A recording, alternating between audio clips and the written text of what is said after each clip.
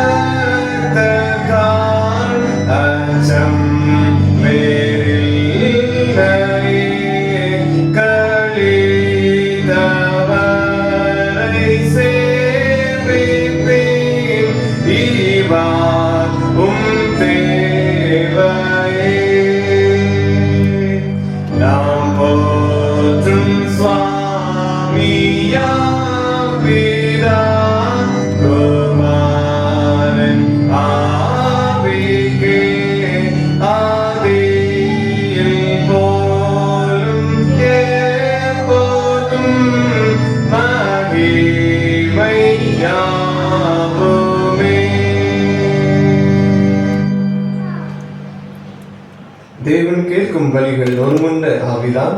தேவனே, நொறுங்குண்டதும் நறுங்குண்டதுமான இருதயத்தை நீர் புறக்கணியே. பிரியமான சகோதர சகோதரிகளே, நம்முடைய பரமபிதாவாகிய சர்வ வல்லமையுள்ள தேவனுடைய அளவிலான தயவினாலும் இரக்கத்தினாலும் பாவம் மன்னிப்பு பெறுவதற்காக நாம் செய்த பல விதமான பாவங்களையும் அக்கிரமங்களையும் அவர் சந்நிதியில் மாயமாய் மறைத்துக் கொள்ளாமல் பணிவும் தாழ்மையும் துக்கமும் கீழ்ப்படுதலும் உள்ள இருதயத்தோட அறிக்கையிட வேதவசனம் பற்பல வாக்கியங்களில் நம்மை ஏவுகிறது.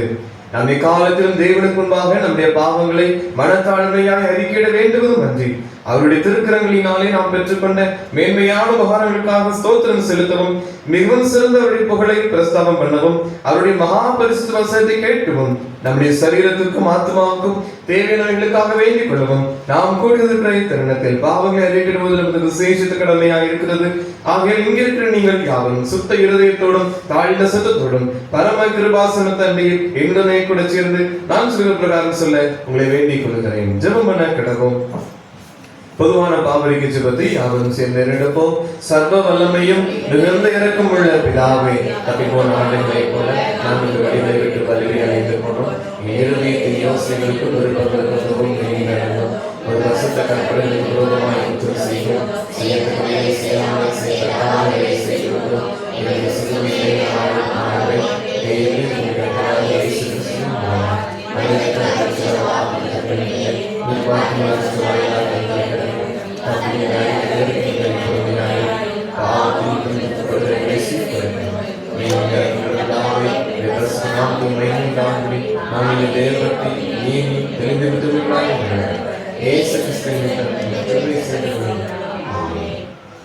தேவனே, எப்பொழுதும் இரக்கம் செய்கிறதும் மன்னிக்கிறதும் உமக்கு சுபாவமும் லட்சணமாயிருக்கிறதினால் எங்கள் தாழ்மையான விண்ணப்பங்களை ஏற்றுக்கொண்டு எங்கள் பாவங்களாக சங்கிலினாலே நாங்கள் கட்டுண்டவர்கள் ஆயினும் உருக்கமான மிகுந்த இரக்கத்தினாலே எங்களை கட்டவிழ்த்து விடுதலை ஆக்க வேண்டும் என்று எங்கள் மத்தியஸ்தரும் எங்களுக்காக பரிந்து பேசுகிறவருமாகிய இயேசு கிறிஸ்துவுக்கு மகிமை உண்டாக வேண்டிக் கொள்ளுகிறோம். ஆமென். பரமண்டங்களில் இருக்கிற எங்கள் பிதாவே, நாமம் பரிசுத்தப்படுவதாக, ராஜ்யம் வருவதாக, விசுத்தம் பரமண்டலத்திலே செய்யப்படுவது போல பூமியில் செய்யப்படுவதாக.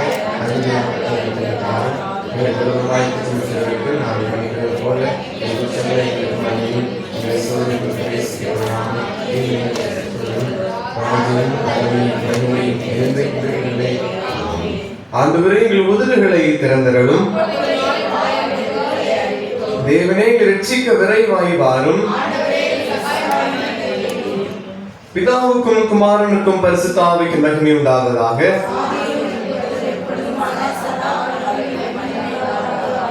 கர்த்தரை துதியுங்கள்.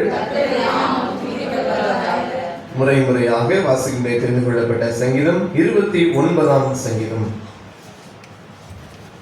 சங்கீதம் 29. பலவான்களின் புத்திரரே, கர்த்தருக்கு மகிமையையும் வல்லமையையும் செலுத்துங்கள். கர்த்தருக்கே அதை செலுத்துங்கள்.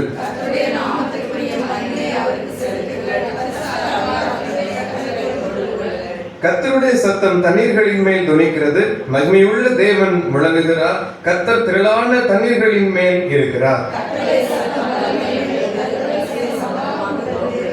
கர்த்தருடைய சத்தம் கேதுரு மரங்களை முறிக்கிறது. கர்த்தர் லீபனோனின் கேதுரு மரங்களை முறிக்கிறார்.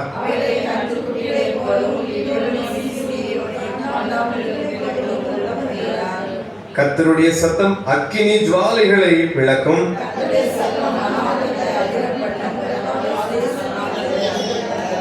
கர்த்தருடைய சத்தம் பெண் மான்களை ஈனும்படி செய்து காடுகளை வெளியாக்கும். அவருடைய ஆலயத்தில் உள்ள யாவரும் அவருடைய மகிமையை பிரஸ்தாபிக்கிறார்கள்.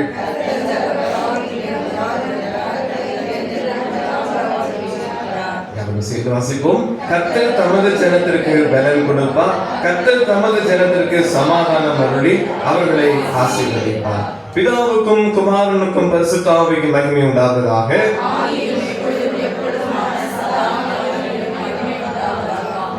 இன்று வண்ணமாய் பின்வருகிற சிமியோனின் கீதத்தை நாம் பாடலாய் பாடுகிறோம்.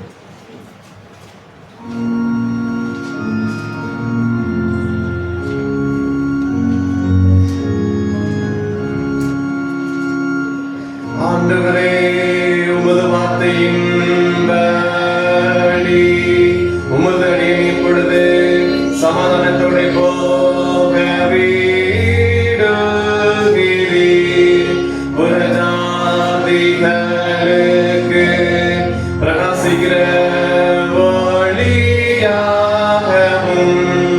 உமது ஜனமாகி இஸ்ரவேலுக்கு மகிமையாகவும் தேவரீர் சகல ஜனங்களுக்கு முன்பாக ஆயுதம் கொள்கிற சிங்கத்தின் கண்கள் கண்டது. பிதாவுக்கும் குமாரனுக்கும் பரிசுத்த ஆவிக்கும் மகிமை உண்டாவதாக. ஆதியிலும் இப்பொழுதும் எப்பொழுதுமான சதா காலங்களிலும் மகிமை உண்டாவதாக. ஆமென். விசுவாசத்தை விசுவாசத்தை அறிக்கை செய்வோம். வானத்தையும் பூமியையும் படைத்த சர்வவல்லமையுள்ள பிதாவாகிய தேவனை விசுவாசிக்கிறேன். அவருடைய ஒரே குமாரனாகிய நம்முடைய நாதர் இயேசு கிறிஸ்துவை விசுவாசிக்கிறேன். அவர் பரிசுத்த ஆவியினாலே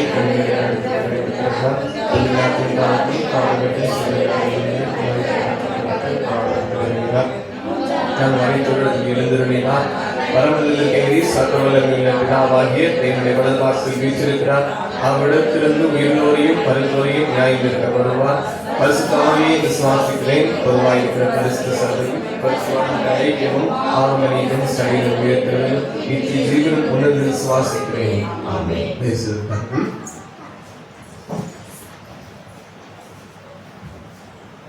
அறிவிப்புகள். இந்த ஆராதனையை தொடர்ந்து சென்ற வாரம் சனிக்கிழமை தேர்வு எழுதினவர்களுக்கான அந்த தேர்வுக்குரிய கேள்விக்கான விடைகள் நாம் சொல்ல இருக்கிறோம். ஆகவே நீங்கள் இருந்து செல்ல கூட நினைவுபடுத்துகிறோம். நாளை காலை 9 மணி ஆராதனை பரிசுத்த திருவிருந்து ஆராதனையாக நடைபெறும். ஆயத்தத்தோடு நீங்கள் ஆராதனையை வந்து வரும்படியாகவும் அன்போடு நினைவுபடுத்துகிறேன். ஆலயத்தின் ஆல்சர் மேல் பகுதியிலே எழுதுவதற்கான வசனத்திற்கான அந்த வாய்ப்புக்காக இந்த பெட்டி வைக்கப்பட்டிருக்கிறது.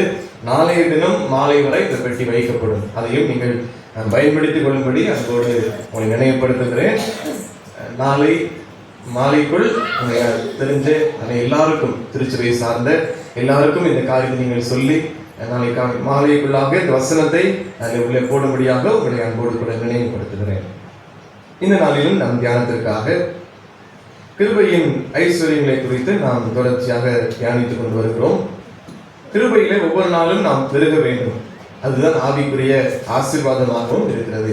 ஆக ஒவ்வொரு சனிக்கிழமைகளிலும் நாம் ஆவிக்குரிய அனுபவங்களை தியானிப்பதிலே இந்த கிருபையை குறித்து தியானிப்பது நமக்கு மேலான அனுபவம். ஏனென்றால் இந்த கிருபை நமக்கு ஒரு ஆவிக்குரிய ஆசீர்வாதம். ஏற்கனவே அந்த ஐஸ்வர்யத்தை குறித்து சொல்லியிருக்கிறேன். அநேக காரியங்களை நாமும் கற்றுக்கொண்டு வருகிறோம். ஆகவே இந்த கிருபையில பெருக வேண்டும் என்பது ஆவிக்குரிய ஆசீர்வாதம். ஆகவே இதை நாம் உணர்ந்து கொள்ள தேவன் நமக்கு கிருபை செய்வாராக. லூக்கா 2ஆம் அதிகாரம் 40ஆம் வசனத்தை ஒருவர் வாசிக்கலாம். லூக்கா 2:40.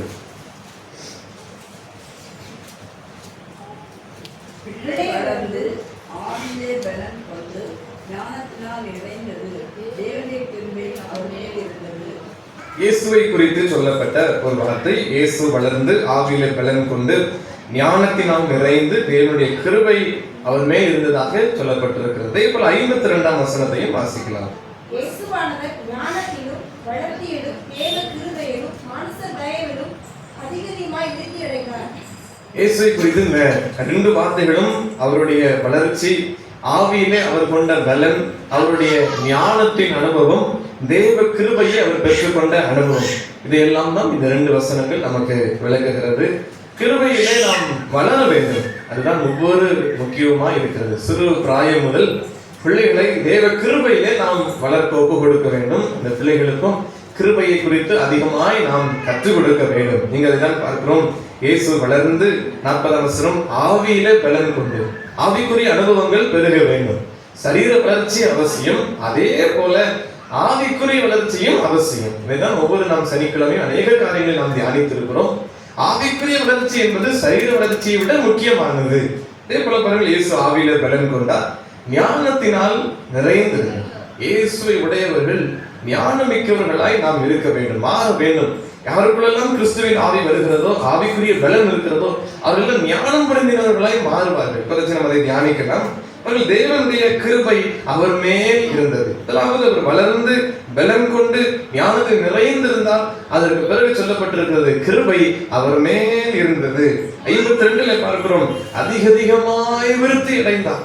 அவர் ஞானத்தோடு இருந்தார், தேவ கிருபையில் இருந்தார், வளர்த்தியிலே பெருகினார், இன்னும் அந்த அதிகமாய் அவர் விருத்தி அடைந்தார் என்று பார்க்கிறோம். வளர்ச்சி அதுதான் முக்கியம். சரீர வளர்ச்சியை விட ஆவிக்குரிய வளர்ச்சி, அதுவும் கிருபையின் வளர்ச்சி நமக்கு ரொம்ப அவசியமா இருக்கிறது. ஆவிக்குரிய வளர்ச்சி, பலன் கொள்ளுதல், அது என்ன என்று சொல்ல ஒவ்வொரு நாளும் நம் வேதத்திலே ஜெபத்திலே இன்னும் நாம் ஆழமாய் வாழ வேண்டும், ஜெபத்திலே பெருக வேண்டும். ஜெபத்துல இன்னும் நம் ஆழமாய் ஜெபத்தின் ஆழத்தை அறிந்து கொண்டு நாம் ஜெபிக்க வேண்டும். 2 வார்த்தையை சொன்னாலும் கேட்டருளும் என்று சொன்னவுடன் கர்த்தரால் அக்கினி இறக்கப்பட்டதை போல கேட்டருளும் என்கிற ஒரு வார்த்தை, அதே போல நம்முடைய ஜெபம் மிகவும் கருத்துள்ளதாய் மாறத்தக்க ஜெபத்தின் ஆழத்திற்கு நாம் செல்ல வேண்டும். அதுதான் ஆவிக்குரிய அனுபவம். அதில் வளர வேண்டும், ஜெபத்திலே வளர வேண்டும். நாம் ஜெபித்தால் கர்த்தரை செய்வோம். ஒரு தாயார் வந்தார்கள், ஜெபித்தார்கள், அற்புதம் நடந்தது. அது ஜெபம் வல்லமை உள்ளது. தாயார் ஜெபித்தார்கள், எனக்கு இந்த காரியம் மறைந்து போனது, இந்த கஷ்டம் எல்லாம் மாறி போனது, ஒரு வழியை சொல்லிவிட்டு சென்றார்கள், ஆச்சரியமாய் மாறிவிட்டது. அந்த ஜெபத்திற்குரிய ஒரு வல்லமை நமக்குள் வர வேண்டும். ஜெபத்திலே வளர வேண்டும். அதே போல வேத வாசித்து ஓடுவதல்ல, தியானிக்க வேண்டும். ஆவியால் இடைப்படுகிற ஒரு அனுபவ நேரம் வேத வாசிப்பு நேரம். ஏற்கனவே சொல்லியிருக்கிறேன், ஜெபத்தின் ஆழத்தையும் வேத வாசிப்பின் ஆழத்தையும் கொஞ்சம் சிறிதளவு நான் சொல்லியிருக்கிறேன். இந்த ஆழம் நமக்கு மிக அவசியமா இருக்கிறது. அதே போல பாருங்கள், ஞானம், இதெல்லாம் இந்த ஆவிக்குரிய வளர்ச்சி. அதுல ஆவியில பலன் கொண்டு இந்த 40ஆம் வசனம் சொல்லுகிறது ஆவிக்குரிய வளர்ச்சி. அதே போல ஞானத்திலும் நாம் நிறைந்து இருக்க வேண்டும். பாருங்கள், ஞானியினுடைய ஞானம் அவனை மிகுந்த அதிக பலவானாய் மாற்றுகிறது என்று வேதம் சொல்லுகிறது. பிரசங்கியில சாலமோன் சொல்லுகிறார், பிரசங்கி 7ஆம் அதிகாரம் 19ஆம் வசனம். பிரசங்கி 7:19. ஞானம், பிரசங்கி 7:19.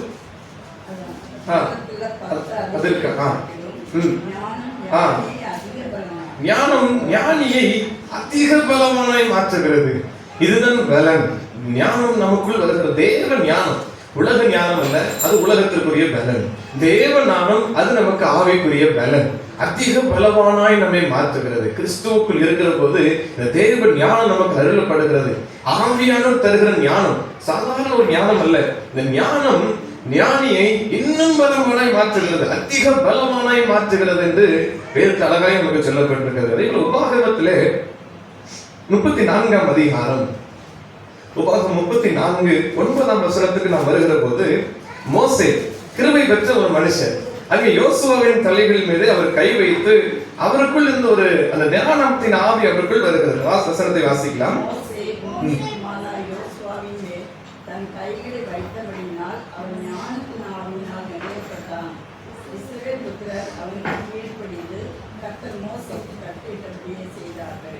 பாருங்கள், இந்த ஞானத்தின் ஆவி, ஞானம் அவருக்கு நிறையவே வந்தது. இந்த மனுஷன் கிருபை புரிந்தின தேவ மனுஷர் மோசே, கிருபை பெற்ற மனுஷர் கைகளை வைத்த உடனே யோசுவாவுக்கு ஞானத்தின் ஆவியில் நிறைந்தார். இந்த ஞானம் தான் எப்படி நடத்தினது என்றால், அந்த ஜனங்கள் எல்லாருமே அவனுக்கு கீழ்ப்படிந்தார்களாம். வசனம் தான் சொல்கிறது, இஸ்ரவேல் புத்திரர் அவனுக்கு கீழ்ப்படிந்து, இந்த ஞானம் அவனுக்கு அப்படி செய்தது. இந்த ஞானத்தின் ஆவியானவர் அப்படி வழி நடத்துவதற்கு உதவி செய்தார். அதே போல கர்த்தர் மோசேக்கு கட்டளையிட்டபடியே செய்தார். கர்த்தருடைய வார்த்தையின்படி அது நடத்துவதற்கு அழகாக இது வழி நடத்தினது. பாருங்கள், யோர்தானை கடப்பதற்கு தேவன் ஞானம், இந்த ஞானத்தின் கிருபையின் ஞானம் அவர் எப்படியாய் வழி நடத்தினார். எரிகோ ஒருவேளை சொன்னார், எல்லாம் சுற்றி வாருங்கள், அமைதியை சுற்றி வாருங்கள். எல்லாம் யோசித்தார்கள், என்ன நடக்க போகிறது?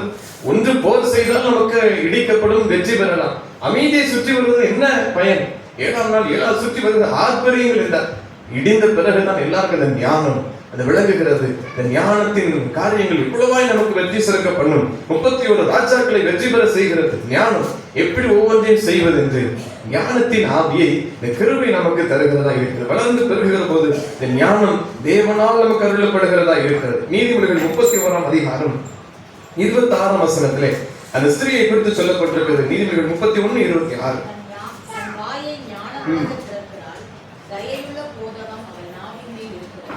வாயை ஞானம் விளங்க திறக்கிறார். ஞானம் விளங்க நாம் நம்முடைய செயல்கள் விளங்க வேண்டும். ஞானமாய் ஒவ்வொரு காரியங்களையும் கிறிஸ்துவின் ஞானம் விளங்க செய்ய வேண்டும். நம்முடைய காரியங்கள் அந்த அப்படிப்பட்டதா இருக்க வேண்டும். தேவன் ஞானம் எரிகோவை கடந்தது, யோர்தானை கடந்தது, 31 ராஜாக்களை வெற்றி சிறந்தது, எல்லாம் தேவன் ஞானம். இதெல்லாம் ஒவ்வொரு காரியங்கள் ஆராய்ந்து எப்படி நடந்தது, இது தேவன் ஞானம். அது அப்படிதான் இருக்கும். மனுஷனுடைய காரியத்தில் மனுஷ உலக ஞானத்துக்குரியதல்ல, இது தேவன் அருளிய ஞானம். ஆச்சரியமா இருக்கும். ஆகவே இந்த கிருபை நமக்கு இதெல்லாம் கொடுக்கிறது. வளர்ச்சி, ஆவிக்குரிய வளர்ச்சி, கிருபையின் வளர்ச்சி நமக்கு தேவன் ஞானத்தை தருகிறது. இன்னும் நாம் வளர்ந்து பெருக வேண்டும். ஆவிக்குரிய வளர்ச்சி நமக்கு ஒவ்வொரு நாளும் ஆவியில வளர்ந்து பெறுகிறது என்று இயேசுவை குறித்து லூக்கா 2:52 பார்க்கிறோம். அவரை குறித்து ஆவியில அவர் பலன் கொண்டார், அதிகமாய் விருத்தி அடைந்தார் என்று தேவ வார்த்தை சொல்கிறது. 40ஆம் வசனமும் ஆவியிலே பிள்ளை பலன் கொண்டு என்று சொல்லப்பட்டிருக்கிறது. இந்த கிறிஸ்துவுக்குள் வருகிற பலன் நம்மை ஒருவேளை நல்ல ஒரு புஷ்டியமான ஒரு காரியமாய் மாற்றும். மல்கியா 4ஆம் அதிகாரம் 2ஆம் வசனத்தை வாசிக்கலாம். மல்கியா 4:2.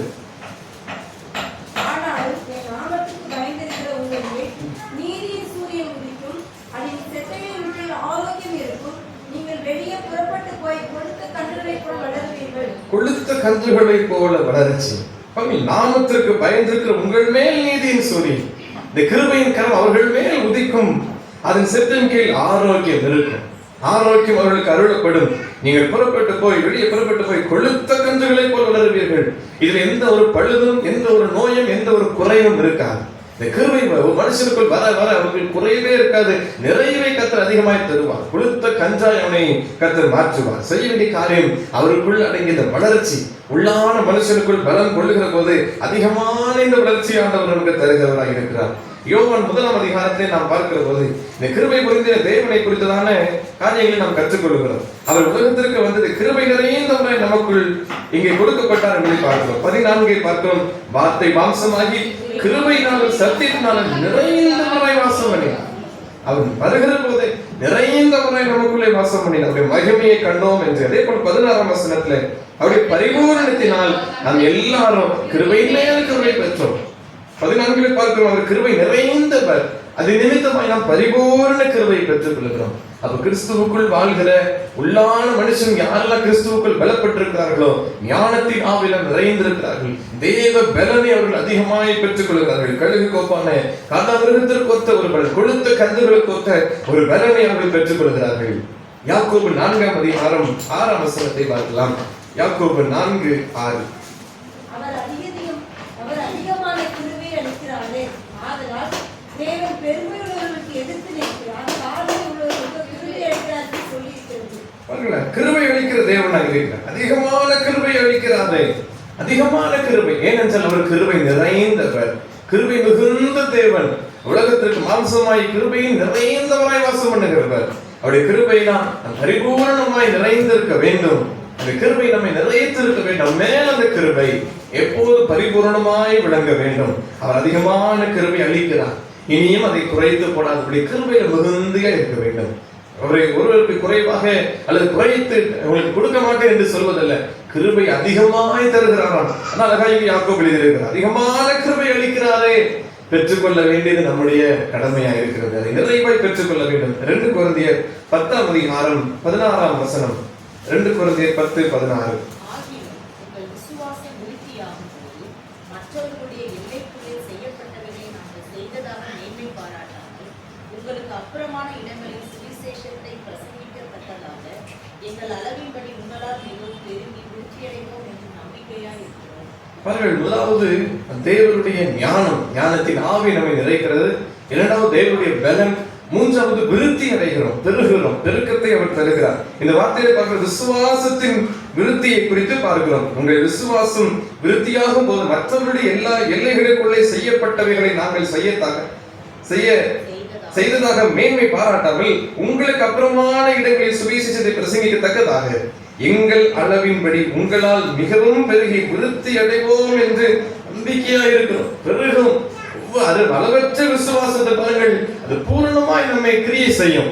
விசுவாசம் நமக்கு பெருக பெருக தேவனுடைய வரங்கள் நமக்கு அதிகமாய் கிருபை செய்யும். ஆனால் விசுவாசம் வரம் ஒரு முக்கியமான ஒரு காரியம். நடைபெறாது என்ற இடத்துல கூட கர்த்தர் செய்ய முடியும் என்கிற ஒரு ஆழமான விசுவாசம். இந்த விசுவாச விருத்தி வந்து விட்டால் அங்க அற்புதம் நடக்கும். இந்த விசுவாசம் அங்க அற்புதம் நடப்பதற்கு அங்கே கிரியை செய்ய வல்லமை உள்ளதாக இருக்கிறது. அதே போல யோவான் 1 யோவான் 5ஆம் அதிகாரம் 4ஆம் வசனம். 1 யோவான் 5:4.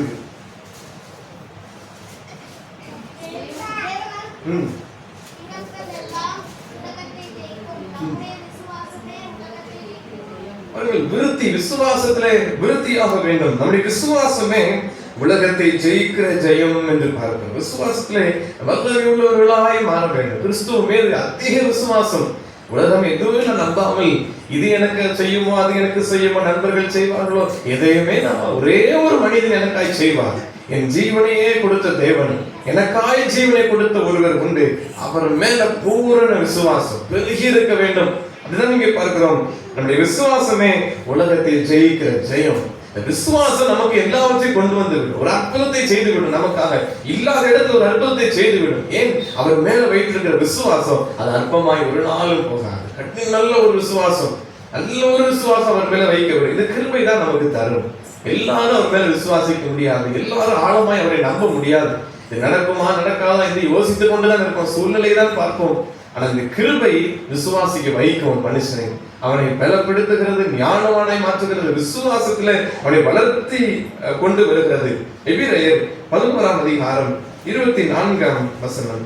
எபிரெயர் 11:24. மோசே தான் பெரியவனான போது பார்வோனுடைய குமாரத்தின் மகன் எண்ணப்படுவதை வெறுத்து அநித்தியமான பாவ சந்தோஷங்களை அனுபவித்ததை பார்க்கிலும் தேவனுடைய ஜனங்களுடைய துன்பத்தை அனுபவிப்பதை தெரிந்து கொண்டு இனிவரும் வரன் மேல் நோக்கமாயிருந்து எகிப்தில் உள்ள பொக்கிஷங்களிலும் கிறிஸ்துவின் நிமித்தம் வரும் இசையை அதிக பாக்கியம் என்று எண்ணினான்.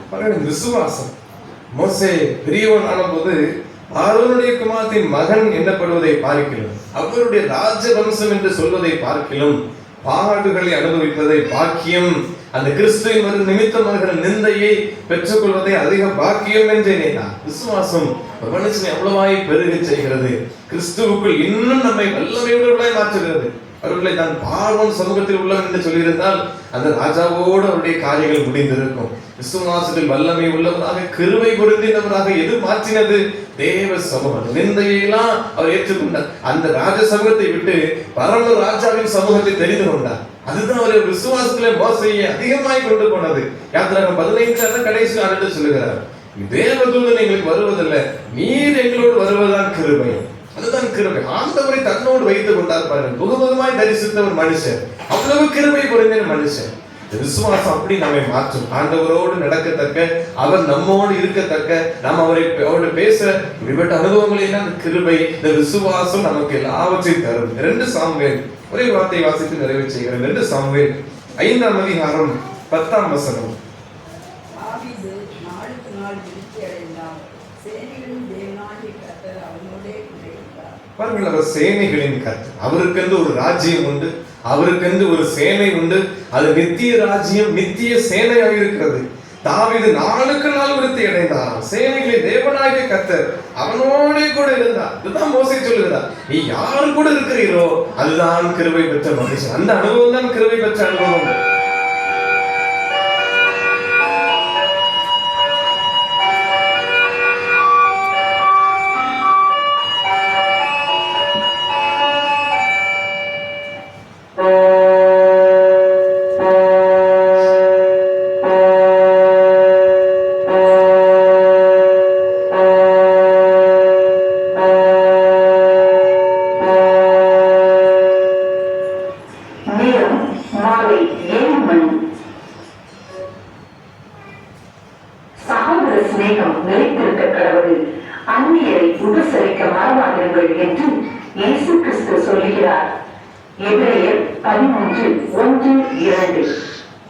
Jesus Christ says, keep on loving each other as brothers. Do not forget to entertain strangers. Hebrews 13:1-2. இந்த சேனைகளின் கர்த்தர் யாரோடு இருக்கிறார்களோ அவர்களுக்கு எல்லாமே நன்மையாய் முடியும், அவர்களுக்கு எல்லாமே வாய்க்கும். தாவீதை குறித்து சொல்லியிருக்கிறவர் நாளுக்கு நாள் விருத்தி. ஏனென்றால் தேவ கிருபை வந்து விட்டது. கிருபையை குறித்து அதிகமாய் பாடியிருக்கிறார், கிருபை குறித்து அதிகமாய் நமக்கு தெரியப்படுத்தி இருக்கிறார். இந்த கிருபையை குறித்து பெருமையாய் சொல்லி அதை நம்பியிருக்க என்று சொன்ன தாவீது அவருடைய வாழ்க்கை அனுபவம் தான் இந்த ஒரே வார்த்தை சொல்லுகிறது, நாளுக்கு நாள் விருத்தி. அது உலக ஆசீர்வாதங்களா இருந்தாலும் சரி, அவருடைய சரீரத்தின் காரியமாயும் தன்னுடைய பலன், பெயர், கிறிஸ்தவம் எல்லாவற்றிலையும் நாளுக்கு நாள் விருத்தி. ஏன் என்றால் அந்த வசனத்தின் பின்பகுதி தெளிவாய் சொல்லி இருக்கிறது, கர்த்தர் அவனோடே கூட இருந்தார். அது இருந்ததினால் தான் கிருபை பெற்ற தேவன் அவரோடு இருந்தபடியால் இவரும் கிருபை பெற்றவராய் மாறினார். நாளுக்கு நாள் விருத்தி. இது தேவனுடைய கிருபை நமக்கு தருகிறது. அவர் கிருபை போல வளர்ந்து பெறுகின்றதை போல இயேசுவை போல நாமும் மாற வேண்டும். குருவை போல நாம் மாற வேண்டும். அதுதான் ஆவிக்குரிய ஆசீர்வாதம். குரு எப்படி நடந்தாரோ அதே போல இருக்க வேண்டும். லூக்கா 2ஆம் அதிகாரம் 40-42 பார்க்கிறபடி அவர் ஞானத்தில் நிறைந்திருந்தார், நாமும் ஞானத்திலே நிறைந்து இருக்க வேண்டும். பிள்ளை வளர்ந்தது ஆவியிலே பலன் கொண்டது. அதே போல நாமும் சரீர வளர்ச்சி அல்ல, ஆவிக்குரிய வளர்ச்சி நமக்கு இருக்க வேண்டும்.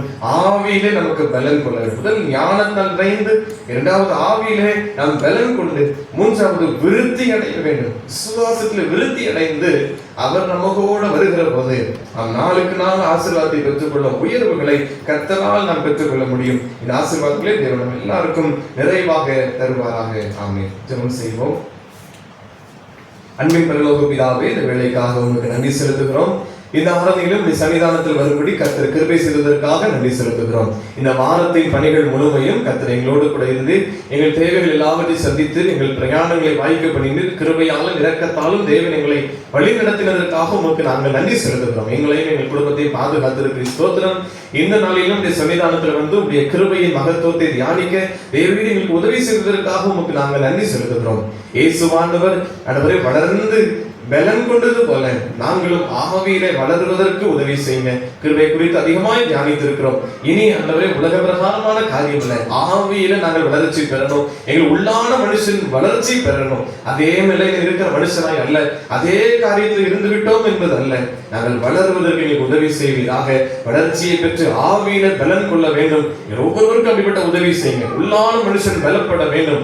உள்ளான மனுஷன் பலவீனமாய் இருப்பான், ஆனால் எல்லாமே எங்களுக்கு தோல்வியாய் மாறி போகும். உள்ளான மனுஷன் கிறிஸ்துவுக்குள் பலன் கொள்ள ஒவ்வொருவருக்கும் கிருபை செய்ய வேண்டும் என்று எங்கள் தேவ சமூகத்துல முழு இருதயத்தோடு அர்ப்பணிக்கிறோம்.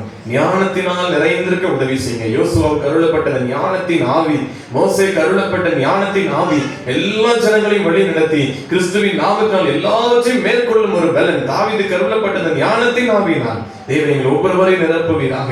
எங்கள் விரோதமாய் வருகிற எல்லா காரியங்கள், எரிகோவை போன்ற காரியங்கள், யோர்தானை போன்ற காரியங்கள், செங்கடலை போன்ற காரியங்கள், ராஜாக்களுடைய அநேக ராணுவங்கள் எல்லாவற்றையும் மேற்கொள்ளத்தக்க பலனை தேவன் எங்களுக்கு ஞானத்தினால் நிறைந்து வழிநடத்த வேண்டும் என்று எங்கள் ஒவ்வொருவரையும் அர்ப்பணிக்கிறோம். அதிகமான பலன் ஆவியானவர் எங்களுக்குள் வருகிற போது நாங்கள் பலன் கொள்கிறோம் என்று வார்த்தையின்படி கிருபையின் ஆவியானவர் ஒவ்வொரு நாளும் எங்களுக்கு பலனாய் இருந்து எங்களை வழி நடத்துங்க.